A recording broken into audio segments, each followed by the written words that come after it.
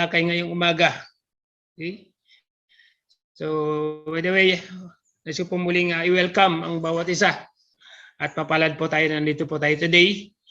Nakatin po tayo ng gawain ng Panginoon because sinasabi nga po ng Panginoon sa Hebrews chapter 10 verse 25 na wag po natin i-neglect ang mga ganitong pagtitipon, mga ganitong pagsasama-sama because ito po yung araw na itinalaga ng Diyos upang tayo ay magsasama-sama. And today, ang ating pong pagtatalakay ay may kaugnayan po doon sa worship. That's why kaninang umaga po, before the start of this fellowship, before na tayo po nag-worship ay tayo po ay dumulog at sumamba sa ating Panginoon. Inuna na po natin kanina yung pagsamba, yung pananalangin at pagpuri sa ating Panginoon because ang ating tema today ay may kaugnayan po doon sa ating worship. Okay? May kaugnayan po sa pagsamba. Ang ating bibigyang pansin ngayong umaga. Okay? So once again, welcome po muli sa ating pagtatalakay today. Ang ating pong tema, wasted worship and effort. Ayan. Wasted worship and effort. That's why kanina po, bago po tayo nag-start, ay yung pang maaga pong dumating, ay sumamba na po kami kanina. Okay? So sayang po hindi po kayo nakaabot at binaliktad po natin yung pattern na ginagawa po natin. Inuna po natin kanina yung ating pananalangin at pagpuri at pagsamba sa ating Panginoon before the praise and worship. Okay, so wasted worship and effort. At makikita po natin yan dito po sa aklat ng Mateo, chapter 15, starting from verse 1 hanggang 9. May tanong lang po ako. Okay? Ano ba yung ibig sabihin ng salitang worship? Ano bang kahulugan? Or alam ba natin ang ibig sabihin ng salitang worship? Okay? Worship means sabi po sa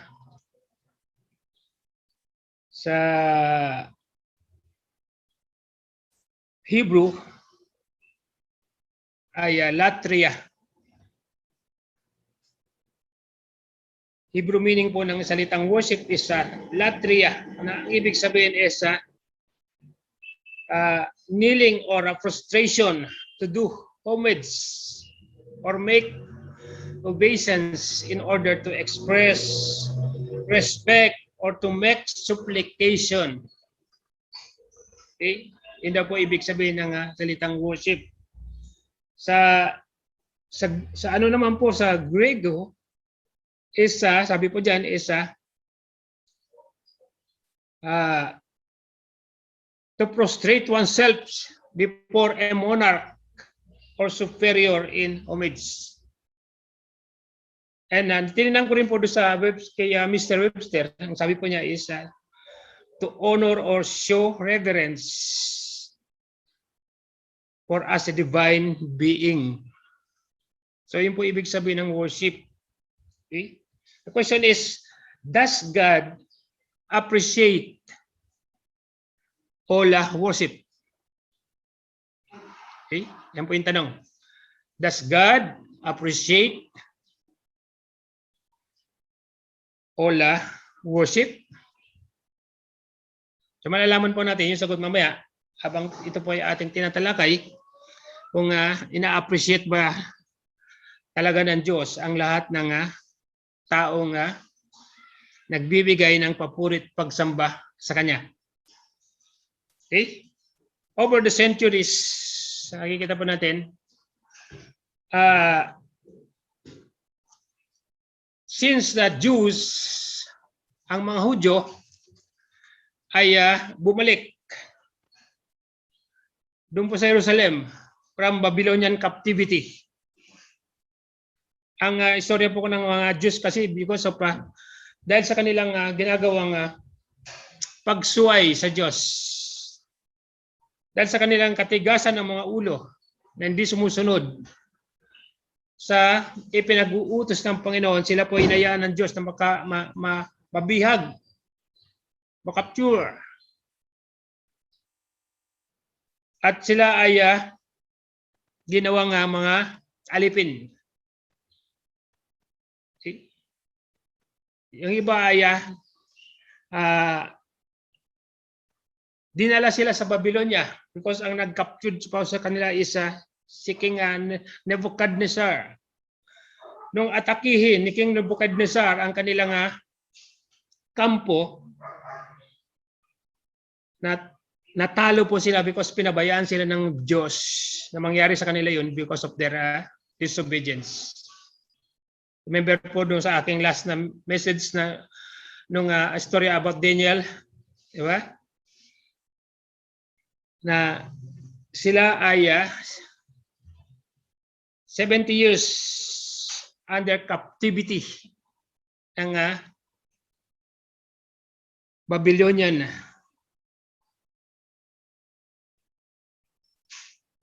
Nangyari po yun because of their disobedience. And sila po ay pinalaya. Okay? Dahil na rin po doon sa intercession na ginagawa, sa prayer na ginawa po ni Daniel, pinayagan po, tinats po ang heart ni King Nebuchadnezzar at sila po ay binigyan ng freedom na bumalik. Okay? Doon po sa promised land. At nung bumalik po sila, ito po nangyari.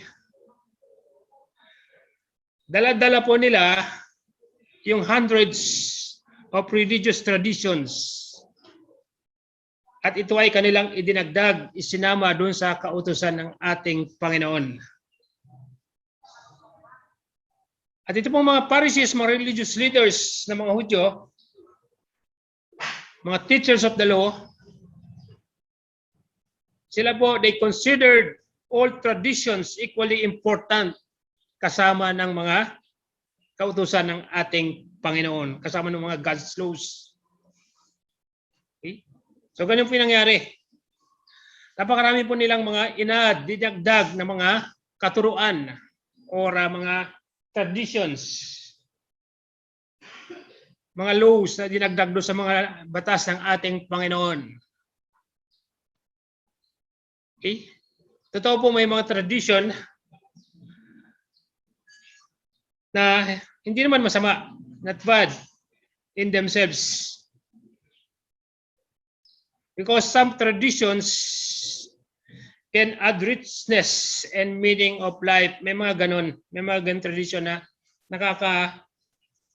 nakakabuti rin naman. Okay? Okay din naman. But we must not assume that because our tradition have been practiced for years, ay pwede na po natin silang iparehas, ipantay o ihilera. Okay? Sa mga banal na kautusan ng ating Panginoon. Tandaan po natin, yung God's principle, okay, ay hindi po yung nagbabago. God's principles can never change. It can never change. And His laws doesn't need additions or subtractions. Kasi nga po, kompleto na yun, eksakto na yun. Kompleto na at eksakto na ang mga kautusan o salita ng ating Panginoon. Hindi na kailangan pa yung mga dagdagan mo pa ng ilang mga laws. Okay? So maraming tao, hindi lang mga Hudyo,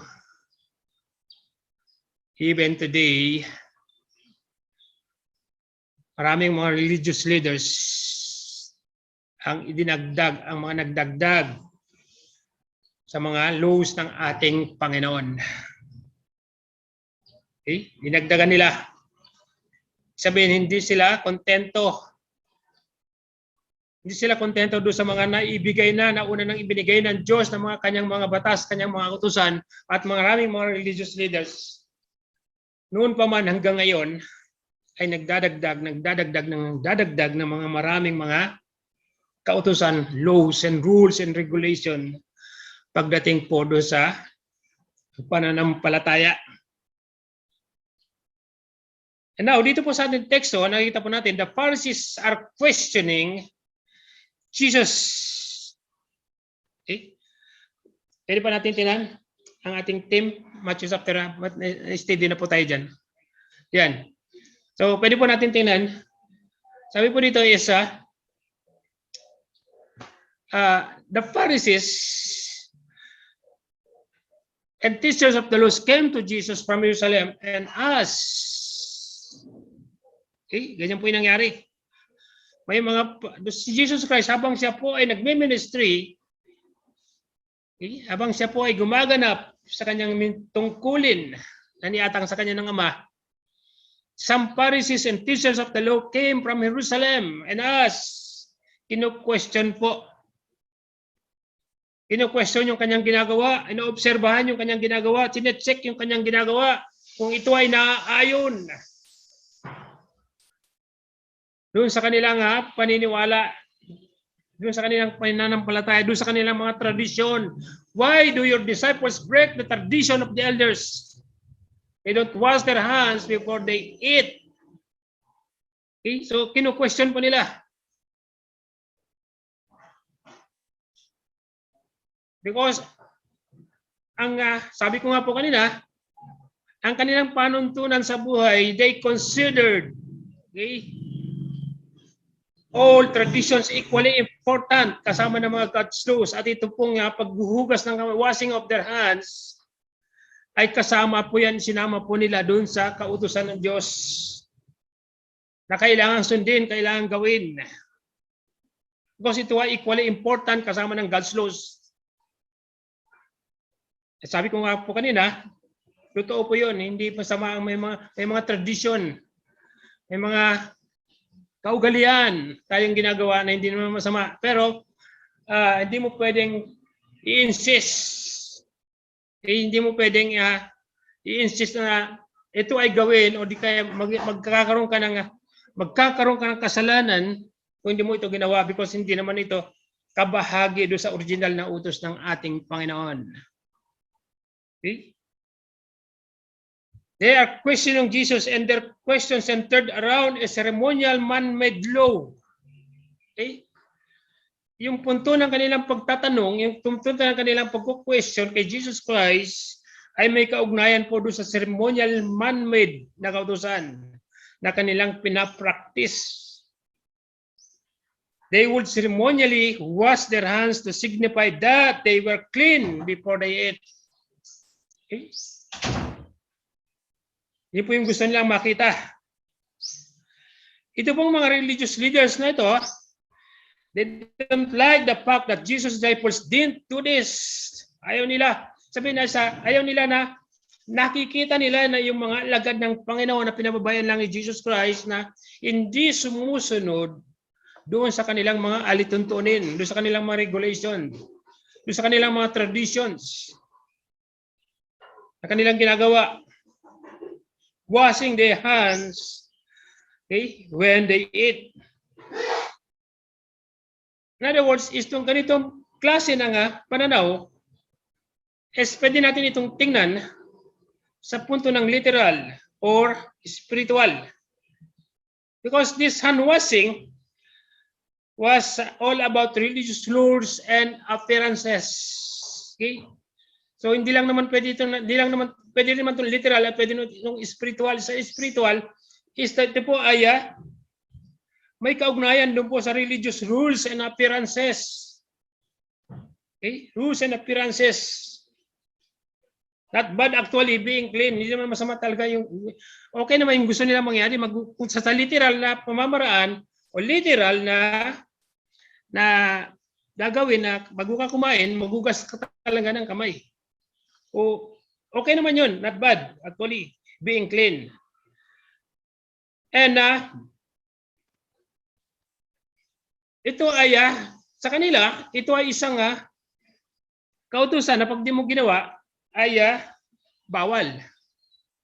Magkakasala ka or makakagawa ka ng kasalanan sa kanila, sa kautusan nila. In other words, ito ay, kung titingnan natin sa spiritual, ito ay mayroong kaugnayan doon sa religious rules and appearances. Okay? Now, pansinin po natin itong sagot ng ating Panginoong Kristo dito sa verse 3. Sabi dito sa verse 3, and Jesus replied, why do you break the command of God for the sake of your tradition?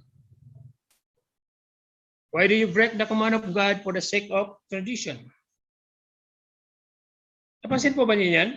Kung napansin po niyo yung sagot ng ating Panginoong Kristo, He never addresses. Okay? So, para bang inilihis niya sa tanong ng mga religious leaders kanya. He never addresses the hand-washing issue. Dito po sa kanyang sagot. Instead, he voiced out the problem of false belief or false teachings. Yan po yung nangyari kung napansin niyo po dyan. So, instead na sagutin niya yung may kaugnayan doon sa hand-washing, paghuhugas ng kamay, na kanilang ipinapatupad, na kanilang tradition, ang ginawa ng ating Panginoong Kristo points out the problem of fake belief or false teachings. False belief or false teachings. Okay, so yun po yung binigyan niya ng pansin. Jesus come out swinging by asking, why do you break God's commandments because of your tradition? Yabe, no? Makikita natin, tingnan natin, bakit ganun ang tanong ng ating, bakit yung balik tanong ng ating Panginoong Kristo dito po sa mga religious leaders. He comes out swinging by asking, why do you break God's commandment of your tradition? Bakit ninyo binebreak yung kautusan ng Diyos at bigyan halaga yung tradition? Ano ba yung kautusan ng Diyos na binirek po ng mga religious leaders na to na binabanggit ng ating Panginoong Kristo? Now, tingnan natin dito sa mga susunod na verses, okay? Para makita natin kung bakit ganun po yung ginawa ng ating Panginoong Kristo. Binalik po niya yung tanong. Okay? Tanong po niya yung tanong sa kanya. Now, dito po sa mga susunod na verses, pwede ba pakibalik po natin doon sa original na verse natin, Matthew chapter 15, sa teksto natin. Yan. Dito po sa mga original na, sa mga susunod na verses, kasi sabi po ng Panginoon dito sa verse 4, ito po yung sagot na doon sa counter question ng ating Panginoon dito sa mga religious leaders. For God said, honor your father and mother, and anyone who curses their father or mother is to be put to death.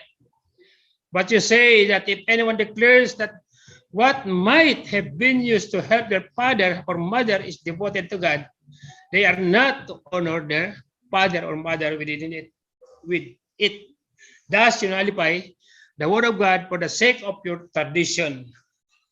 So yun po yung nangyari. Okay, makita natin, tingnan po natin.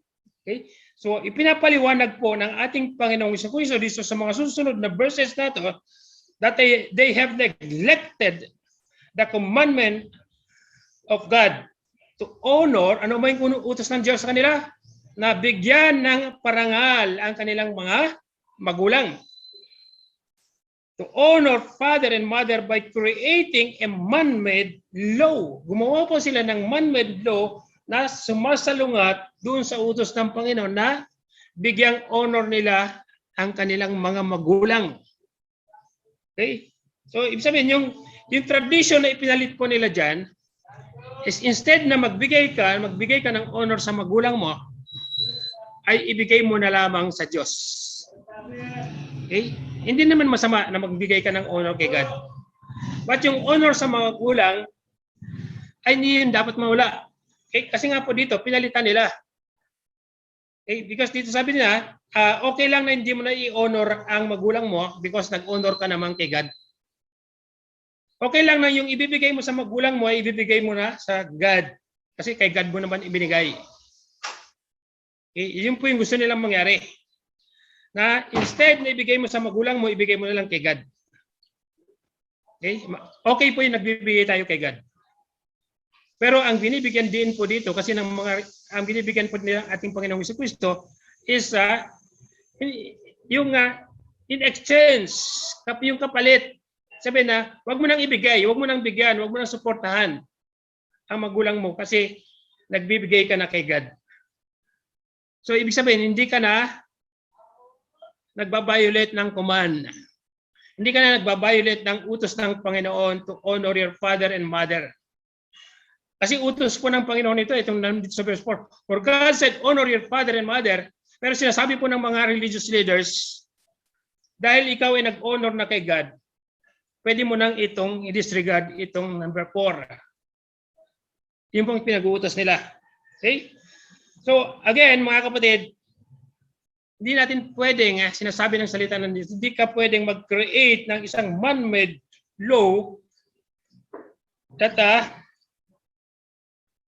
kapalit o pag-i-etsepwera dun sa kautusan o isa sa kautusan na ipinapatupad ng ating Panginoon na sinasabi po rito na during their adulthood, okay, ay huwag mong pababayaan ang iyong magulang. Okay? Part of it, sabi po dyan, is pagbibigay mo ng suporta, pera or piece of land to help them, to take care of them in their old age. That's why sabi rito, in their tradition, allow Jewish men to devote a certain amount of land or money towards the temple of God. Okay? So, ibig sabihin, pag ginawa mo na yon, hindi ka na nagbabiolate doon sa utos ng Diyos. Sinasabi po nilang gano'n. And for whatever reason, they will be exempt from taking care of their parents. Hindi po yun ang God-given commandment ng ating Panginoon. Sabi ko nga po kanina, although their action na giving money to God is worthy. Seems worthy. Maganda po. Pero ang ganitong vow o tradition, okay, we're disregarding God's command to care for needy parents. In other words, these religious leaders were ignoring God's clear command to honor their parents. Okay? Kumbaga, binabiolate nila ang isang kautusan ng Diyos in exchange doon sa kanilang idinagdag na kaugalian o kautusan. Man-made traditions. Okay? Kaya kinu-question nila si Jesus Christ. Okay? That's why si Jesus Christ kinu-question din sila. Binalik ni Jesus Christ yung tanong sa kanila. Because nakita ng ating Panginoong Kristo, these religious leaders had created many of their own rules, such as hand washing. Okay? Yung paghuhugas ng kamay, paglilinis ng kamay, paghuhugas ng panlabas, hindi kasama ang panloob.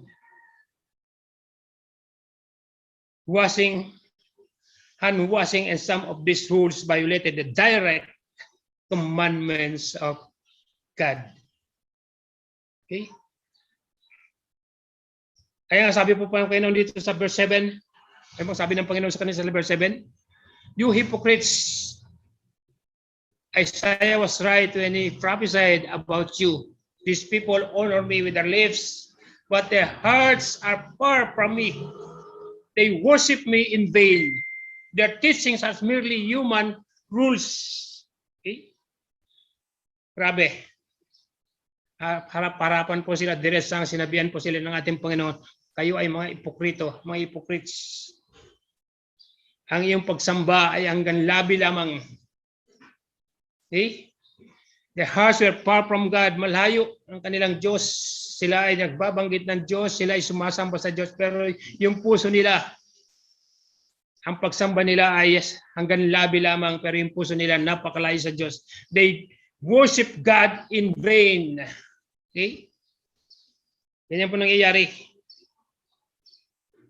Kaya nga sabi nga po ng Panginoon dito sa verse 7, you hypocrites, mga hipokrito kayo. Okay? Yung inyong ginagawang pagsamba ay hanggang labi lamang. ang inyong ginagawang pagsamba sa akin ay walang kabuluhan.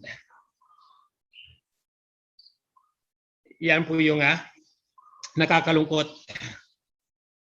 Okay? Maraming tao nag-honor sa ating Panginoon with their lips, but their hearts are far from God. Sabi ng Panginoon, they worship me in vain. Okay? Walang kabuluhan ang kanilang ginagawang pagsamba sa akin. Now, tingnan po natin, 3 lessons about worships.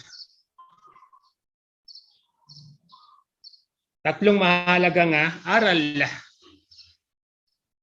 patungkol sa pagsamba. Ating bibigyan ng pansin ngayong umaga. Number 1 is, yan po, some people worship in vain. Matthew chapter 15 verse 8. Okay? Ano pong sabi sa 89?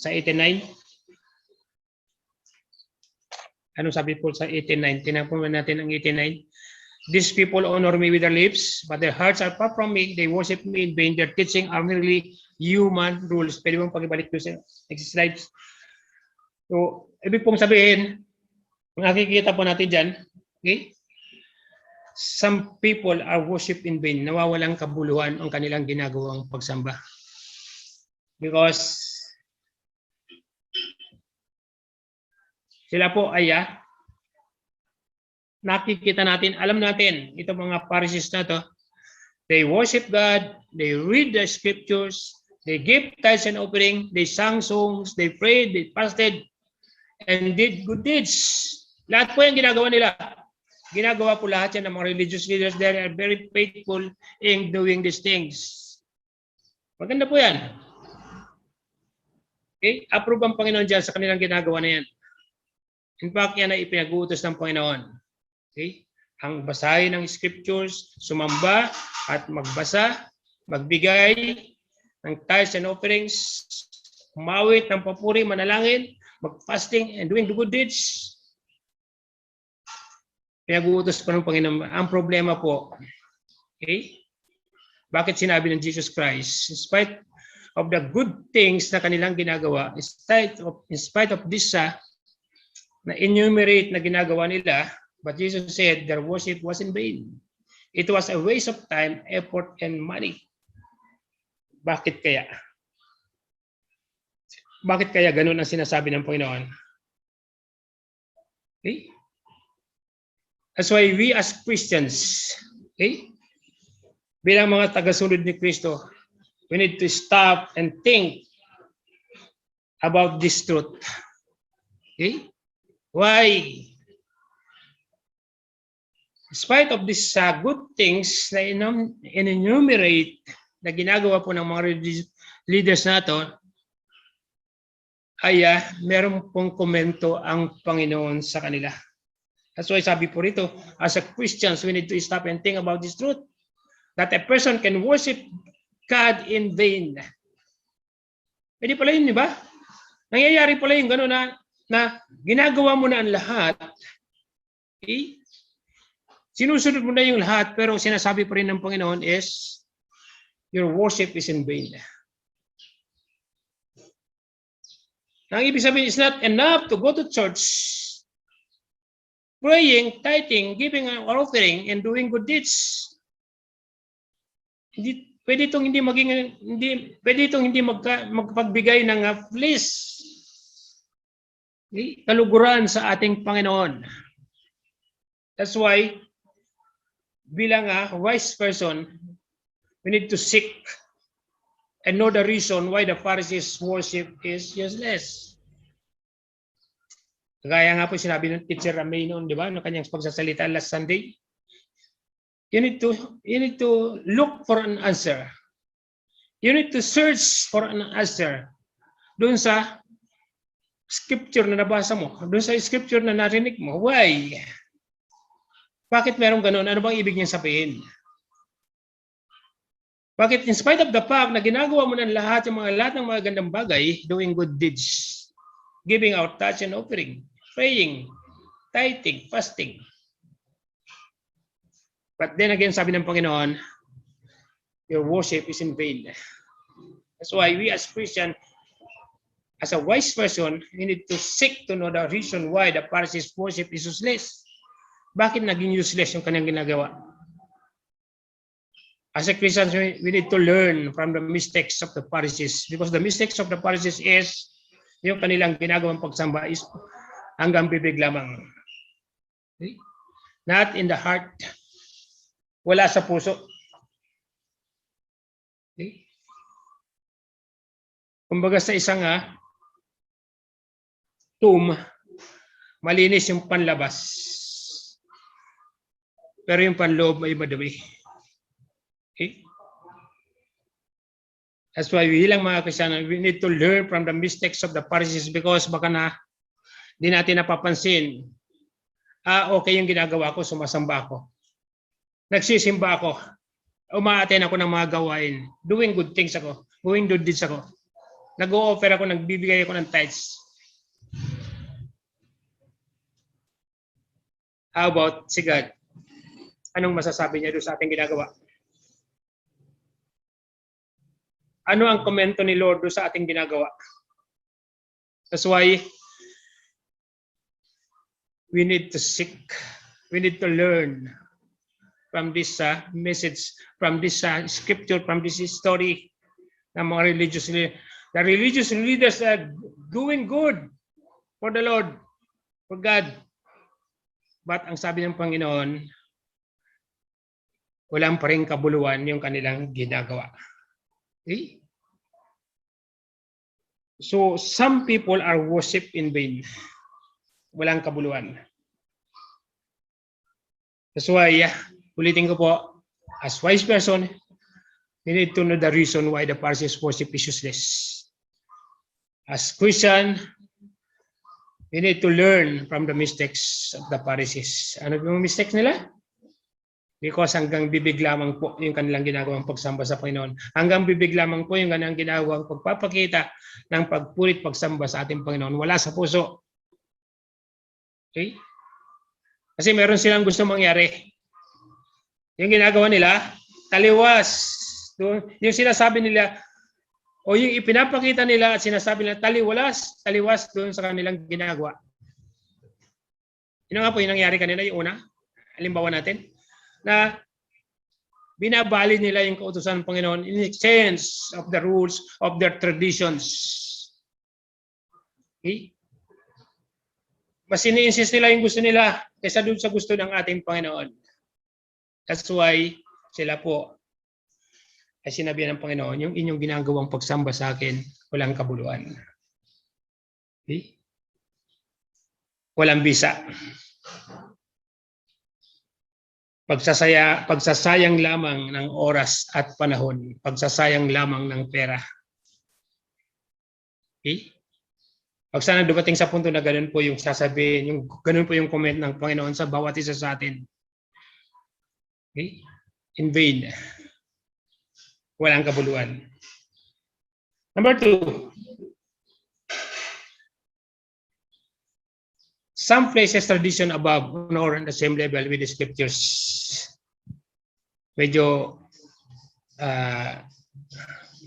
patalinhaga po yung salita. But ang gusto ko lang bigyan ng pansin dito is yung may mga ginagawang may mga tradition na ginagawa ng tao na kanilang ini-insist, kanilang inile-level, kanilang ipinapantay o kanilang ipinapalit doon sa mga kautusan ng Diyos.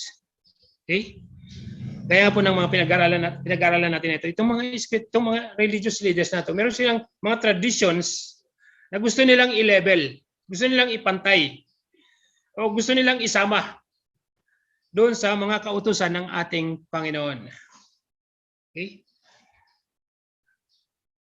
At isa nga po itong number 6 na nakita natin na yung pagbibigay ng pagbibigay ng offering kay God instead na o yung kalimutan mo na sa pagulang mo at ang gawin mo na lamang ay sa Diyos. So isipin, pwede naman natin gawin ng sabay yun, di ba? Na inuuna mong binigyan si God at hindi mo rin kinakaligtaan yung utos ng Panginoon na to honor your parents. Okay? So, ibig sabihin, Kaya nga ito number 2, nilagay ko na some places tradition above or the same level with the scriptures. Okay? So, you nullify the work, okay, of God for the sake of your tradition. Ninanalipay po nila yung salita ng Diyos for the sake of their tradition. Tanda po natin, there is a big difference. Okay? There is a big difference between tradition and scriptures. Okay? Malaki ang pagkakaiba po ng tradition sa scripture. Yung scripture po, ito ay mula sa Diyos. Okay? It comes from God. You've read it through the writers of the Bible. Okay? Yan po yung scripture. Ibig sabihin, gusto kong bigyan ng pansin dito yung difference, yung pagkakaiba ng tradition sa yung scripture. Okay? Kasi ito yung gusto mangyari ng mga Pharisees. Ito yung gusto mangyari ng mga religious leaders na to na gusto nilang ipantay yung kanilang ginawang kautusan kapantay ng kautusan ng Diyos. At nais kong bigyan ito ng difference, ng pagkakaiba. Okay? So, the scriptures is from God. Tanda po natin, ang scripture ay nagmula sa Diyos. We've read it through the writers of the Bible. Ano po sabi ng 2 Timothy chapter 3 verse 16? Sabi po na all scripture is God's breath and is useful for teaching, rebuking, correcting, and training in righteousness. Okay? God revealed His person, okay, and plan to certain believers who wrote down His message para sa kanyang mga tao, para sa kanyang mga lingkod, o para sa lahat ng tao. Okay? This process is known as inspiration. Okay? This process is known as inspiration. Scripture is completely trustworthy. Why? Because God was in control of its writing. Okay? So yan po yung scripture. The scripture is completely trustworthy. Mapagkakatiwalaan natin ang salita ng Diyos, ang Biblia, because God was in control of its writing. Okay? Kahit ito ay sinulat ng mga kagaya natin tao, but sila po, hindi po nila yan sinulat sa kanilang sariling wisdom, sa kanilang sariling idea. Okay? Because God was in control of His writing and His words are entirely authoritative for our faith in our lives. Yan po ang scripture. Yan po sinasabi ng 2 Timothy 3:16. Okay? Ito ay hininga ng Diyos. Okay? Ito ay binigyan ng Diyos ng buong pagtitiwala because habang ito ay sinusulat ng kanyang tinawag na writer, ang Diyos po ay is in full control habang ito ay sinusulat. Kontrolado ng Diyos yung isip at puso ng taong sumusulat na yan. Okay? Bawa itong 2 Timothy, yung sumulat po dyan is si Paul. So habang sinusulat po yan ni Paul, okay, siya ay kontrolado, yung isip at puso niya ay kontrolado ng Panginoon. Okay? Dinidiktahan ng Panginoon. His words are entirely authoritative for our faith in our lives. Yan po yung ibig niya sabihin. Okay? And sabi po ng Matthew, okay? Okay? Sabi po na saan na po tayo?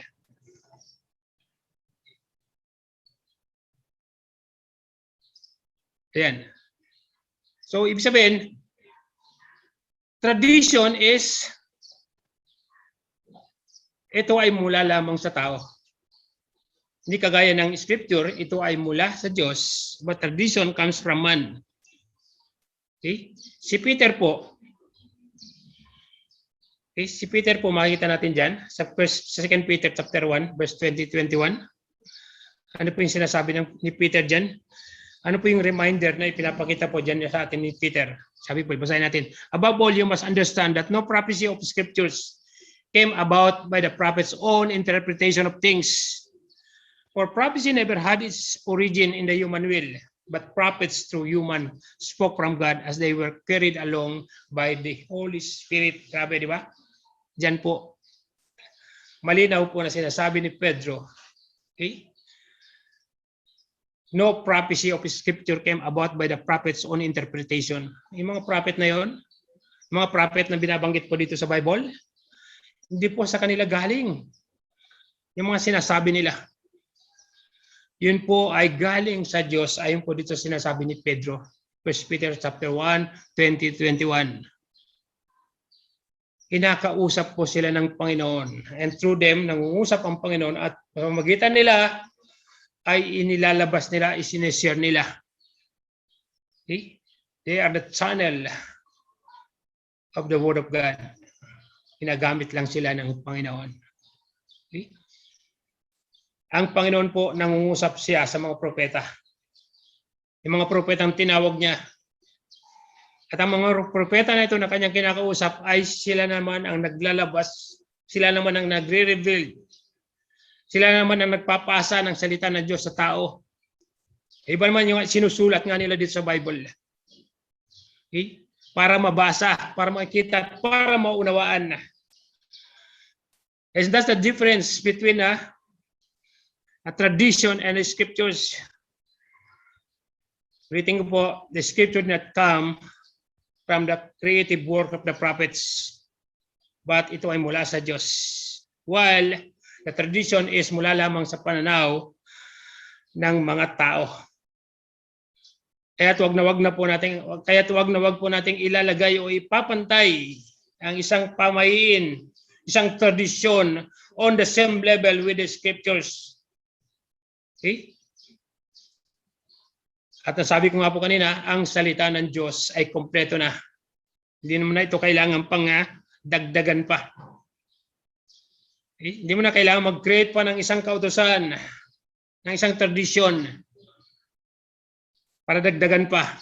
Because the Word of God is complete. Wala ka nang hahanapin pa. Kompleto yun lahat. Other words, huwag ka nang magdagdag pa. Huwag ka nang mag-insist pa ng isang bagay na kailangan mong gawin para ikaw ay maligtas, para ikaw ay magkaroon ng assurance. Okay? All you have to do is follow the scriptures. Panghawakan natin ang salita ng Diyos because the Word of God is alive. The Word of God is God's breath. Hindi na kailangan pa ang mga traditional na yan o mga added tradition na yan para makasigurado tayo ng kaligtasan because the Word of God is complete. So do not put or do not place tradition above or at same level with the scriptures. Huwag natin siyang bigyan ng pantay na pananaw. Okay? So kung yung tradisyon na yun makakabuti sa atin, gawin lang natin pero wag natin kung titingnan na kung pagpipili, pagdidesisyon is dapat scripture pa rin ang gagamitin natin sa mga decision making na ating gagawin, hindi yung tradition. Okay? So purihin ang Panginoon. And number 3, okay? Dito na po tayo magtatapos sa pangatlo. Sometimes a person must choose between tradition and scripture. Ito po yung sinasabi ko kanina. Okay? Matthew 6:24, sabi po niya, no one can serve two masters. Either you will hate the one and love the other, or you will be devoted to the one and despise the other. You cannot serve both God and money. We need to choose between tradition and scriptures. Okay?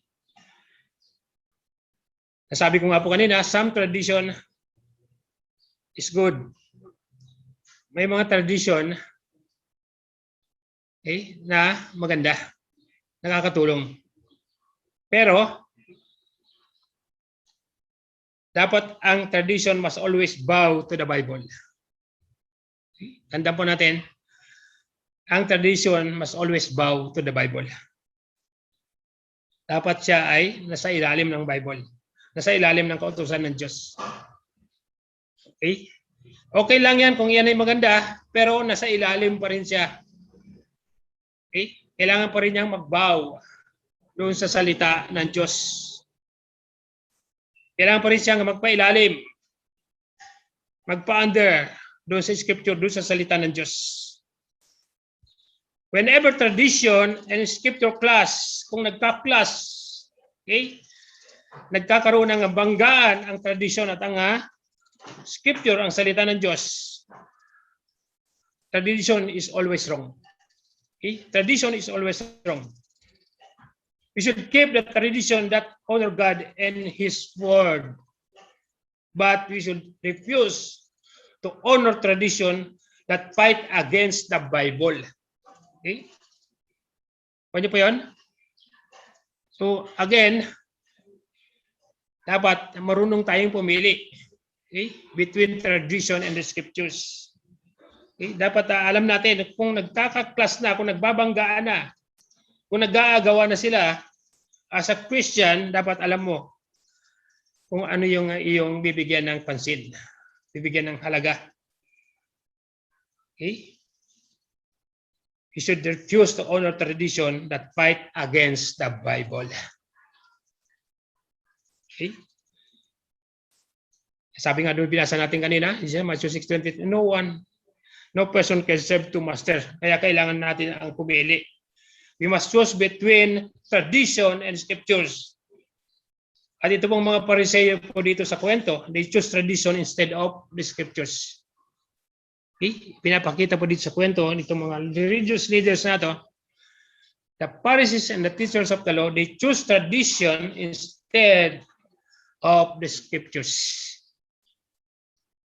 That's why sila po ay sinasabihan ng Panginoon ng mga hypocrites na walang halaga, walang kabuluhan ang kanilang ginagawang pagsamba. Okay? Ganun po yung kanilang ganun po yung kanilang pananaw, ganun po yung kanilang rules and regulations na ginagawa. Ganun po yung kanilang ipinapakita. Okay? They are choosing, okay, the tradition instead of the scriptures. Okay? They honor the rules man-made. Binibigyan nila ng honor, binibigyan nila ng halaga yung kanilang mga sariling gawa more than the commandments of God. Therefore, sabi ng Panginoon sa kanila, their worship was useless. Okay? Kaya naman, sabi ng Panginoon, walang halaga, walang kwenta. Bali wala yung inyong ginagawang pagsamba sa akin. Okay? Dahil iba yung inyong ginagawa doon sa inyong sinasabi. Iba yung inyong ipinapakita doon sa inyong sinasalita. Their teachings are but rules taught by men, gawa ng tao. Okay? Hindi gawa ng Diyos, hindi utos ng Diyos. Okay? At kung pagbabasihan po natin ang salita ng Diyos, ang Bible, it is sad, many today, napakaraming tao today, they are wasting their time and effort in worship. Nasasayang lamang yung kanilang ginagawang pagsamba. Nasasayang lamang yung kanilang ginagawang pagpupuri sa Diyos. They are wasting their time and effort in worship. Because iba yung kanilang ginagawa sa loob. Dapat po, the Bible is the path. Okay? The Bible is the path that we must walk when we come to worship God. Dapat ang Biblia, ang salita ng Diyos, ang ating basehan, ang ating gabay, ang ating panuntunan sa pagsamba natin sa ating Panginoon. Because if we don't follow the guidelines of the Bible, it is not God that we worship. Okay? Sabi nga ng Panginoon doon sa woman at the well, ano po sabi niya doon? Sa woman at the well? Sa John chapter 4 verse 22 po yata yan? John chapter 4 verse 22. Andyan po ba? John 4:22. Okay? Ulitin ko po, if we do not follow the guidelines of the Bible, it is not God that we worship. Hindi yung Diyos ang ating sinasamba, kung hindi ang Biblia ang ating guideline ng pagsamba sa ating Panginoon. And John chapter 4 verse 22 says, some do not know what they worship. Okay? Sabi po niya dyan sa Samaritan woman, you Samaritans worship what you do not know. Sinasamba ninyo yung hindi nyo alam. Okay? Sinasamba ninyo yung hindi nyo kilala. Okay? We worship what we do know, for salvation is from the Jews. Okay? Taas ang po sinasabi ng Panginoon, you Samaritans worship what you do not know. Okay? Iba yung sinasamba ninyo. Okay? Iba ang sinasamba ninyo. Okay? So, may mga ganyan po. May mga tao sa mundong ito, some they do not know what they worship. Hindi nila alam, hindi nila kilala kung sino yung kanilang sinasamba. Because hindi nila alam kung sino yung dapat sambahin, yung dapat na tunay na sambahin. Sabi nga ng Panginoon sa Bible, ako ito. Ako na yung nagsasabi. Okay? Sumamba ka sa Diyos. Ipinapakilala na ni Kristo, okay? Kung sino siya sa babae. At iba pa rin yung binibigyan ng pansin ng babae na to, yung Samaritan woman na to. Kasi yun ang pananaw niya. Yun ang alam niya. Pero ipinaliwanag po ng Panginoon kung sino yung dapat na sambahin. Ano po yung nangyari doon sa kwento? Di ba? Na-bless siya, naniwala siya, naliwanagan siya, at nagkaroon siya ng panibagong pananaw about worship kung sino yung dapat na sambahin. At dahil doon, di ba sabi doon sa kwento, siya yung umuwi at pinamalita yung good news na kanyang narinig, na kanyang natinanggap, na sinabi sa kanya ng Panginoong Jesucristo. Okay? So, mga kapatid, and sabi pa rin po doon sa John chapter 4 verse 24, may sinasabi pa rin po dyan sa Panginoon. Sabi po niya dyan, sa mga susunod na verse, acceptable worship must be in spirit and in truth. God is spirit and his worshiper must worship him in spirit and in truth. Okay? Kaya nga, nangyari po yung talata na yan because yung babae doon sa well, is, dito kami sumasamba. Ito yung itinuro sa amin. Okay? Dito namin sinasamba ang Diyos. Because ang Diyos ay nandito. Okay? Sabi ng Panginoon sa kanya, God is spirit. God is spirit and his worshiper must worship him in spirit and in truth. Okay? Hindi mo pwedeng ikahon. Hindi mo pwedeng ilagay siya sa isang lugar lang. Okay? Hindi siya nandito lang sa isang lugar na to. That's why sabi ni Lord, worship him in spirit and in truth. Okay? So some do not know what they worship. Maraming tao hindi alam kung sino yung kanilang sinasamba talaga. Maraming tao ang hindi na talaga kilala kung sino yung sinasamba nila. Halimbawa po, ang mga Muslims, they prayed several times each day. Napakadalas po nilang manalangin. Okay? Napakasipag po nilang mananalangin. Sinusunod po nila yung tradition ng mga Hudyo na at 3 times a day nananalangin sila. Okay?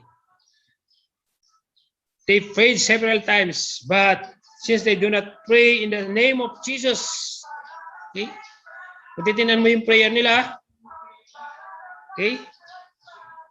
Kukumpare mo doon sa sinasabi ng salita ng Diyos sa Bible, in other words, they do not pray in the name of Jesus.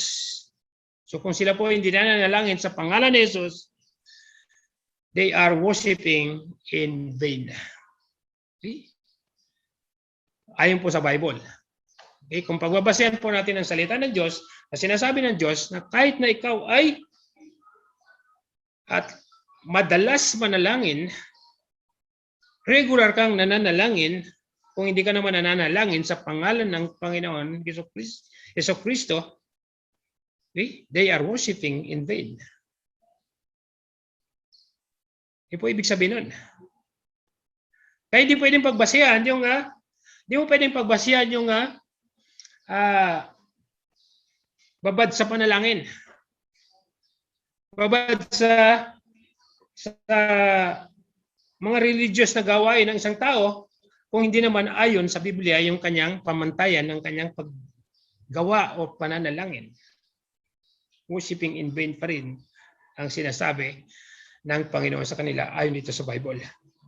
Even the Hindus, they make great sacrifices. Grabe, pagdating po sa pagsasacrifice, ang mga Hindus po ang number one. Okay? Pero, in vain pa rin po yung kanilang ginagawa para sa Panginoon because the Bible says so.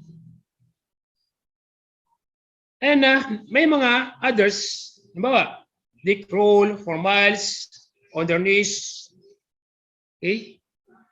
Maraming mga tao na mamanata, okay, walking on their knees. Okay? At iba pang mga beliefs. But sinasabi ng Panginoong Jesucristo, all these sacrifices are useless. So, maraming ganyan. Even today, sa present time natin, maraming ganyan. Maraming tao ang sumasamba. Okay? Maraming tao ang mga talagang devoted doon sa kanilang mga paniniwala, doon sa kanilang mga pananampalataya. Okay? Doon sa kanilang mga religious beliefs. But kung ang mga beliefs na ito, o ang mga pananampalataya na ito, o ang mga traditions na ito, ay nagka-clash doon sa scripture, sa salita ng Diyos. Sinasabi ng salita ng Panginoon, lahat yan ay useless. Lahat yan ay in vain. Lahat yan ay walang kwenta. Lahat yan ay baliwala. Okay? Nakita natin, sana po nakita natin yan. Ulitin ko po, napakarami sa panahon natin today. Sa buong mundo, okay? Nababasa natin, nakikita natin, iba't ibang klase ng paniniwala, iba't ibang klase ng pananampalataya, iba't ibang klase ng pagsamba.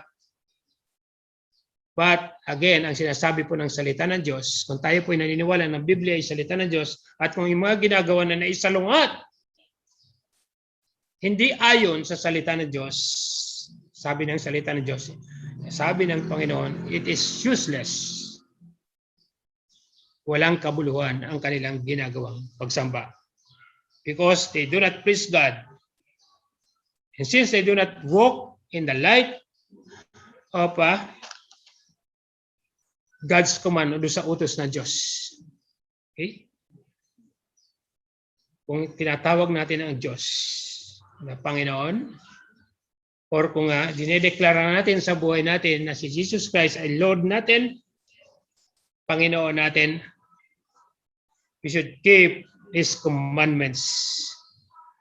Sabi po yan, that's Luke chapter 6, verse 46. Tingnan natin, Luke 6:46. Dito na po tayo magwawakas. Sabi po niya dyan, why do you call me, Lord, Lord? I do not do what I say. Okay? Huwag mo akong tawagin ng Lord, Lord, Lord, kung di mo naman ginagawa ang aking sinasabi. Okay? Kung tinatawag natin si Lord kung tinatawag natin si Jesus Christ na Lord, then we should keep His commandments. Kailangan natin sumunod. Kasi sabi ng Panginoon dyan, why do you call me Lord, Lord, kung hindi mo naman ako sinusunod? Okay? So if you call Jesus Lord, we should keep His commandments. Sana po tayo po ay may natutunan ngayong umaga na magiging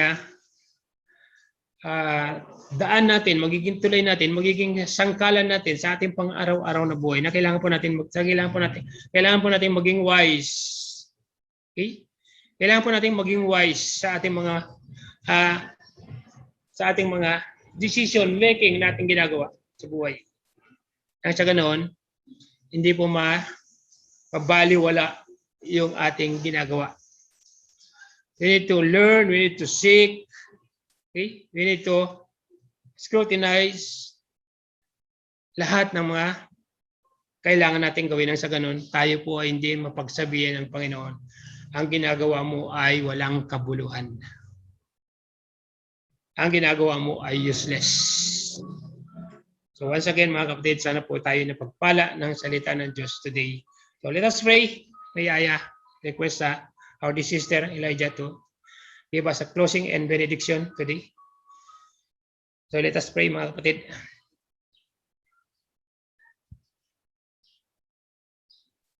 Yes, Dayan, pa-mute si Elijah. Okay na po tayo. Yes, praise God. Ayan. Sige po, let's pray, church.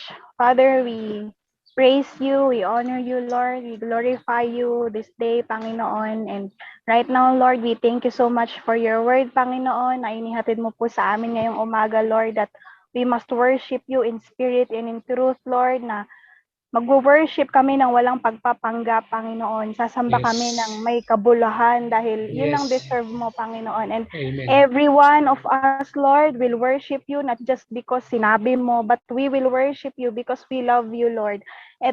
At mag-worship kami hindi dahil nakasanayan na namin yung gawin, Panginoon. Mag-worship kami dahil gusto ka naming maranasan, gusto ka naming i-honor, Panginoon, at hindi yung sarili namin, Panginoon. And we thank you so much, Lord, because you have reminded us na kailangan i-align namin, Panginoon, lahat ng gagawin namin sa salita mo lamang, walang ina-add na kung ano man, Panginoon.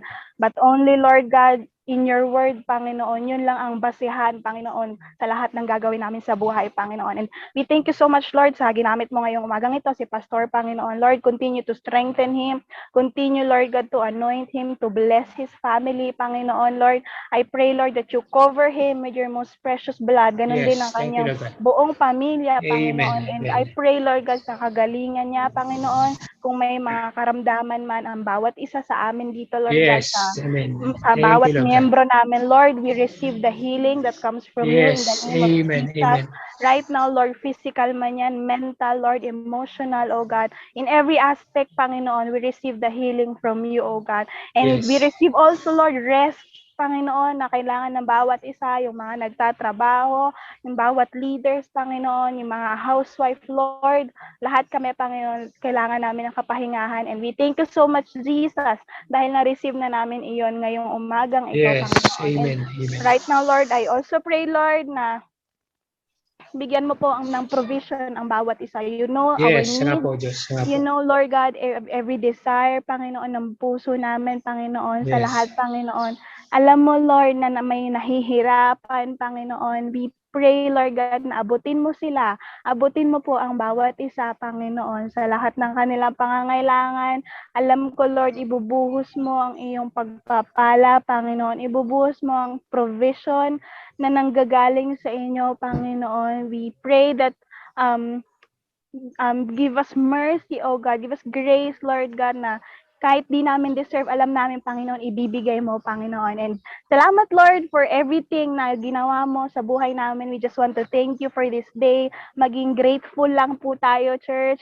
Maging magpagpasalamat sa Panginoon sa araw-araw kahit ano pang pinagdadaanan natin. And salamat, Lord God. And we receive, Lord God, the healing, Lord, the blessing, Lord, the rest, everything, Lord God, na gusto mo, Panginoon, ma-receive namin, Lord, tinatanggap po namin yan ngayong araw na ito. Amen. And we also pray for blood covering sa lahat po, Panginoon, na lumalabas, Panginoon, nagwo-work, Panginoon, or kung saan man pumupunta. We know, Lord, maluwag na ngayon, but then, alam namin, Panginoon, na andyan pa rin, Panginoon, yung COVID, Lord God. And we pray, Lord God, that you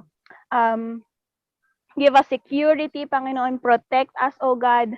Kahit saan man kami pumunta, kahit saan namin, Panginoon, ilakad ang aming mga paa, ihawak ang aming mga kamay, Panginoon. Lord, protektahan mo po ang bawat isa. And we pray, Lord God, na kung sino man ang makasalamuhan namin, Panginoon, make us the light, Panginoon. At I pray, O God, na maging healthy lang ang bawat isa, oh God, in Jesus' name. Lord, we thank you and we glorify you and we seal this prayer with your most precious blood. Hindi mananakaw ng kaaway, hindi masisira o ano mang kayang gawin ng kaaway. You have no right, Satan, in our lives. In the name of Jesus, we rebuke all the works of the enemies. We command you to get out in our house, to get out in our lives right now. In the name of Jesus, wala kang kayang gawin sa aming buhay.